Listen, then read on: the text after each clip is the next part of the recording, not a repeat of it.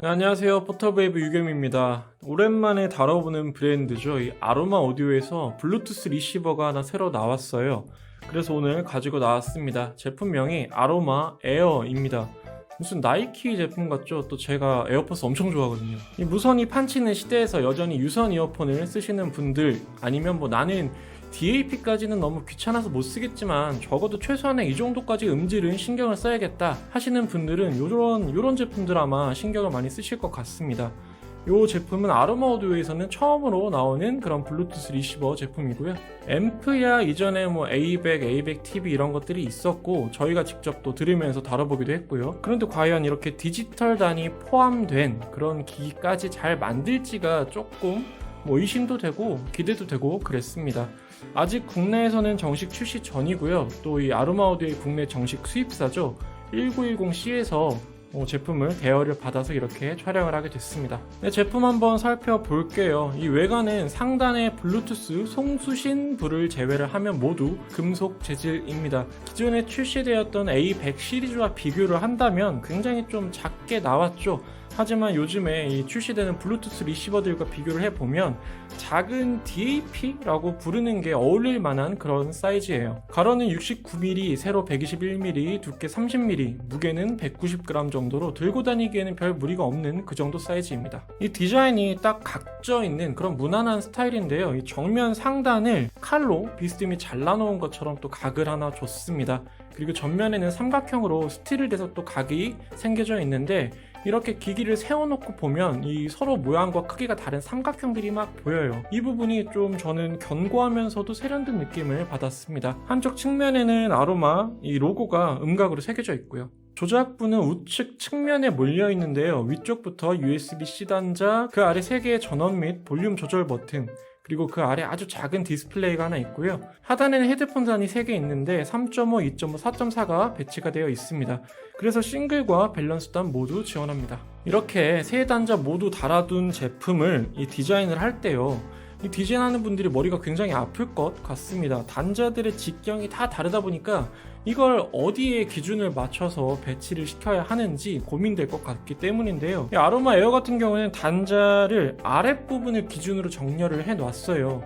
근데 또 이게 중앙에 2.5 단자를 사이에 두고 양쪽에 배치되어 있는 3.5와 4.4 단자가 그 사이 간격이 또 조금씩 달라요. 이게 또 제 눈에는 굉장히 조금 거슬려 보입니다.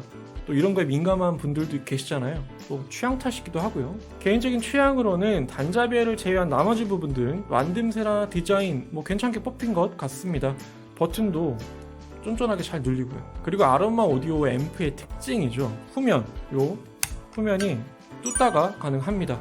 아로마 제품들 사용하는 분들은 이미 익숙한 부분일 텐데요. 뚜껑을 따서 내부의 OP-앰프를 유저들이 직접 교체할 수 있게 만들어 놨습니다. 아로마 에어도 뚜따를 통한 OP-앰프 교체가 당연히 가능합니다. 아직 제품 출시 전이라서 공식 스펙으로 저는 확인은 못했는데요. 생김새나 소켓을 보면 기존 아로마 오디오 앰프들하고 OP-앰프는 호환이 가능할 것 같고요. OP-앰프를 빼면 그 아래 개인 설정 스위치가 있습니다.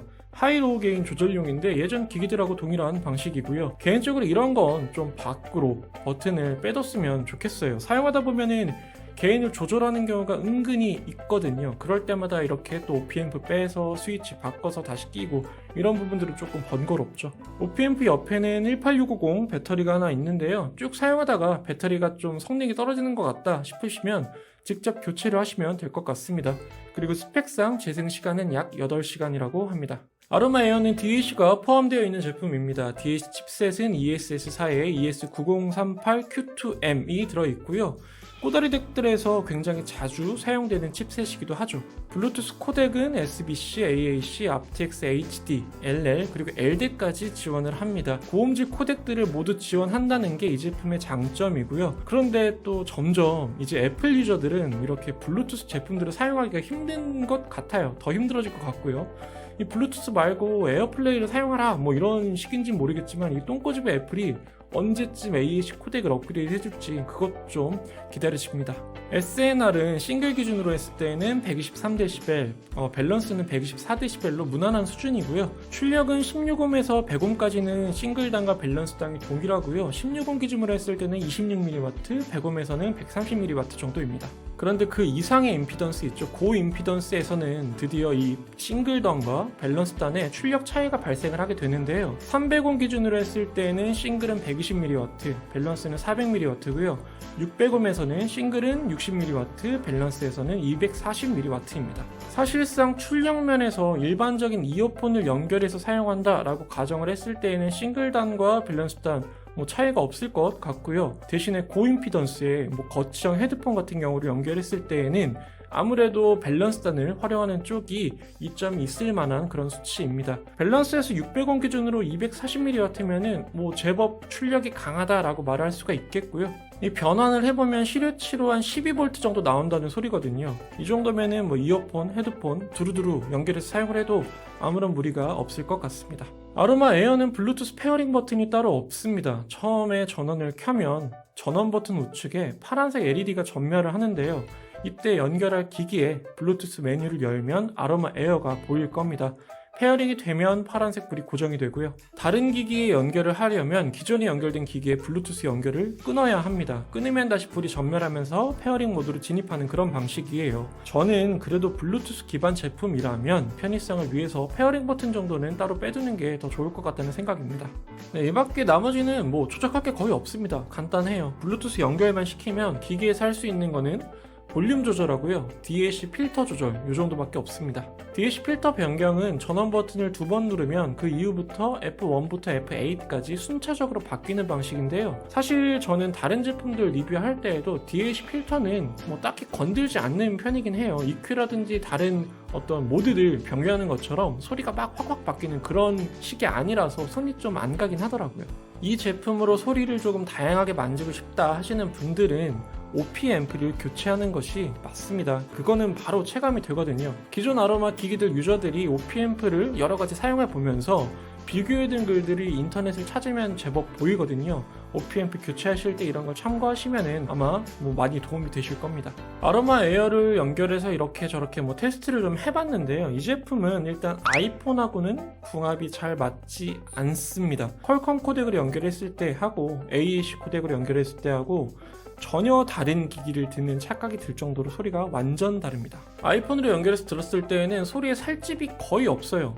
메마르고 뼈대만 있는 그런 딱딱한 소리에 가까운 그런 소리여서 이게 또 아로마에서 처음 시도하는 그런 디지털 다 포함한 제품이라서 좀 만드는 게 완성도가 좀 떨어지는 건가 좀 실망을 할 뻔했어요. 그런데 이 다음에 이 아스트레이컨 DAP하고 연결을 해서 aptX HD로 한번 들어봤더니 이 메말랐던 소리가 풍성하고 뭔가 굉장히 육감적으로 변하더라고요. 원래 이전의 아로마 앰프들의 소리 스타일도 아날로그 앰프이긴 하지만 이런 느낌이었어요. 공간도 좀 넓혀주고 밀도도 좀 채워주고 무게도 좀 실어주는 그런 유형이었는데 아로마 에어도 딱 그런 스타일을 따라가고 있었습니다. 그래서 이번 리뷰는 아스트레이컨 DAP에 연결한 aptX H 코덱을 기준으로 소리를 평가를 해서 말씀을 드릴 거고요. 기존 모델의 좋은 점을 그대로 닮았는데 문제는 나쁜 점도 그대로 닮았습니다. 이전에 아로마 제품들이 고감도 이어폰을 물려서 들었을 때 이 배경 노이즈가 들렸거든요. 근데 이 제품도 마찬가지입니다. 제가 사용하는 V6 같은 굉장히 고감도죠. 고감도 이어폰을 물리면 조금 크게 배경 노이즈가 들리는 편이었고요. 대신에 상대적으로 감도가 낮은 이어폰들이나 헤드폰을 연결해서 들었을 때에는 그렇게 노이즈가 크게 들리진 않았습니다. 감도가 낮은 이어폰을 물려서 듣는 것을 추천을 해드려야 될 것 같습니다. 블루투스 연결 방식인데도 고음질 코덱을 잘만 활용을 하면 내부에 별도의 DAC 칩셋이 달려있기 때문에 소리가 굉장히 좋은 편입니다. 무대의 규모, 음선에 붙는 힘, 여유로움 이런 것들도 다 그렇고요. 소리가 재생되는 무대가 조금 더 입체적으로 들려주는데요. 제가 들었던 블루투스 리시버나 꼬다리들 다 포함을 해서 이 정도면은 블루투스라는 이름을 떼고 평가를 해도 괜찮을 만큼 그 정도의 자연스러운 소리였어요. 별도의 덱앰프 정도 수준이다라고 보시면 될 것 같습니다. 그래서 소리 스타일은 전혀 다르긴 한데 비슷한 제품으로 저는 코드의 모조 폴리가 좀 떠오르더라고요. 모조 폴리가 깨끗하고 선명한 스타일의 덱앰프였다면 아로마 에어는 그것보다는 살집이 좀 더 붙고 풍성한 느낌이 강합니다. 이번에 제가 소개해드릴 곡은 노소라는 아티스트의 패러사이트라는 곡입니다. 이 노소는 싱어송라이터인데요. 한국계 미국 이민 2세대이고요. 또 디깅을 하다가 우연찮게 들었는데 이 목소리가 굉장히 매력적입니다. 제가 또 약간 몽환적인 분위기의 여성 보컬을 굉장히 좋아하거든요. 약간 이 런던 그래머의 보컬 한다레이드 느낌이 좀 들더라고요. 이런 유형의 곡들은 아무래도 잔향, 공간감 이런 쪽에 강점을 가질수록 듣는 재미가 살아나기 때문에 아로마 에어 같은 이런 유형의 소리하고 궁합이 굉장히 잘 맞는 편이었습니다. 제품의 체급에 비해서 공간도 굉장히 넓게 사용하는 편인데요. 여기에 아로마 제품 특유의 풍성함까지 살아있어서 함께 사용하는 이어폰이나 헤드폰 궁합만 좀 잘 맞춘다면 상당히 만족감이 클만한 그런 소리였습니다. 그리고 단순히 풍성하다 여기에서 그치는 게 아니라요, 저역이 두께가 있는데 그러면서도 타격감이 제법 쫀쫀해요. 그래서 아무 생각 없이 듣고 있다 보면 정말 이게 블루투스 연결로 듣고 있는 건지 구분이 잘 안 가는 그 정도 수준이었고요. 이 정도면은 사실 보급형 DAP 수준 그 이상은 충분히 될 것 같다라는 게 제 의견입니다. 그런데 또 이 타자기는 어떻게 들었어요? 아로마 에어를 물려서 들어보니까 소리가 더 풍성하고 따뜻한 느낌이 들어서 레트로 분위기를 제대로 느껴볼 수 있겠더라고요. 그래서 홀앤오츠라는 듀오의 사라스마일이라는 곡을 들어봤습니다. 이런 장르의 곡들을 블루 아이드 소울이라고 부르는데, 원래 흑인 음악의 한 갈래인 소울 장르를 백인들이 소화할 때 빗대어 부르는 장르거든요. 사실 별도의 장르라기보다는 그 음악의 주체를 구분하기 위한 일종의 별칭에 더 가깝고요. 사실상 소울 계열 음악이라고 봐야겠죠. 홀앤오츠는 이런 블루 아이드 소울의 거의 시작이면서 선구자적인 아티스트예요. 백인인데도 필라델피아 소울의 영향을 많이 받아서 소울, 펑크, 디스코적인 요소들이 가미된 자신들만의 독보적인 스타일을 구축하기도 했고, 80년대에는 빌보드 1위 싱글을 무려 4개나 기록할 정도로 폭발적인 인기를 누리기도 했습니다. 오늘 소개해드릴 곡은 개인적으로 홀앤오츠 곡 중에서 제가 가장 좋아하는 곡이고요. 잔잔하고 나긋나긋한 분위기의 전형적인 블루 아이드 소울의 곡입니다. 찾아보니까 백예린이 몇 년 전에 이 곡을 커버한 적이 있더라고요. 아로마 에어로 이 곡을 들어보면 블루 아이드 소울 특유의 따뜻하고 나긋나긋한 그런 분위기와 음선이 굉장히 편안하게 느껴지고요. 특유의 편안한 보컬에 코러스, 밴드 연주를 거칠지 않고 화사하게 들려주더라고요. 저는 요즘 이런 소울 펑크 장르를 많이 듣고 있는데, 음선이 또렷하고 해상도 높은 기기들보다는 소리를 너무 매만지지 않는 선에서 풍성하고 따뜻하게 들려주는 아로마 에어 스타일 기기랑 잘 맞는 것 같습니다. 확실히 뭐가 됐든지 결국 오디오는 아날로그 단이 굉장히 중요하잖아요. 이 DAC도 뒷부분 반은 아날로그 파트가 담당을 하고 있고요.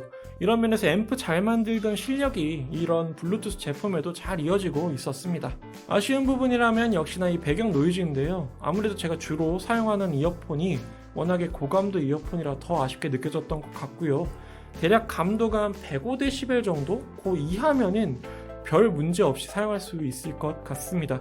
그리고 이 정도 기세면 다음에는 아로마에서 아예 DAP를 내놓는 거 아닐까 싶기도 해요. 듣기로는 이 아로마 에어를 개발하는 데만 3년이 걸렸다고 하는데요. 네, 한 2026년 정도 기대를 해보겠습니다. 오늘 저희가 준비한 내용은 여기까지였고요. 영상이 도움이 되셨다면 구독, 좋아요, 댓글, 알람 설정 부탁드리겠습니다. 감사합니다. 피스. 글쎄, 얘 같은 경우에는 나는 일단은 기본 OP앰프로만 들었잖아. 근데 실제 구입해서 사용하는 분들은 OP앰프 하나 가지고만 쓰는 사람은 거의 없을 거야. 이 제품 살만한 사람들은 대부분 이렇게 케이스 해가지고 OP앰프 쭉 꽂아놓고 골라서 듣거든. 그래서 지금 내가 설명한 소리 스타일이 그렇게 의미가 있진 않아. 제품 완성도의 문제인 건데, 블루투스는 굉장히 잘 붙더라. 페어링 버튼은 없는데 얘랑 지금 두 가지가 다 기본적으로 연결이 돼 있거든. 양쪽 다 블루투스 켜놓으면은 마지막에 연결된 게 붙고, 그걸 끄면은 정말 바로바로 붙어. 그래서 붙는 거는 수신 신호 같은 거, 신호 강도는 아무런 문제가 없을 것 같고, 아쉬운 거는 그래도 페어링 버튼이 있는 게 난 더 편하니까 페어링 버튼이라든지 기본적으로 조금 편의성 위주로 튜닝을, 기기를 좀 잘 만들었으면 사용하기 좋지 않았을까 정도. 사이즈도 보면은 그냥 DAP야 거의. 근데 소리도 DAP야. 그러니까 요새는 파일 거의 안 듣잖아. 스트리밍으로 대부분 듣잖아. 스트리밍을 주로 쓰면서 유선 이어폰 쓰는 사람들은 얘는 아이폰이니까 빼고 안드로이드 폰 하고 묶어가지고 사용하면은 좋지, 괜찮은 것 같아. 그리고 이렇게 들었을 때 HD 400 프로로 나는 주로 들었는데, 이렇게 들었을 때에는 노이즈 문제는 없어. 근데 이제 이것보다 조금 감도가 올라가면 생길 것 같아. 얘가 보니까 얘가 감도가 110dB인데 얘는 그래도 헤드폰에 110dB를 갈아서 노이즈가 안 들렸거든? 근데 이어폰으로 110dB짜리를 들으니까 약간 살짝 들리더라고. 그런 거는 좀 감안을 해야겠다. 그 정도. 끝.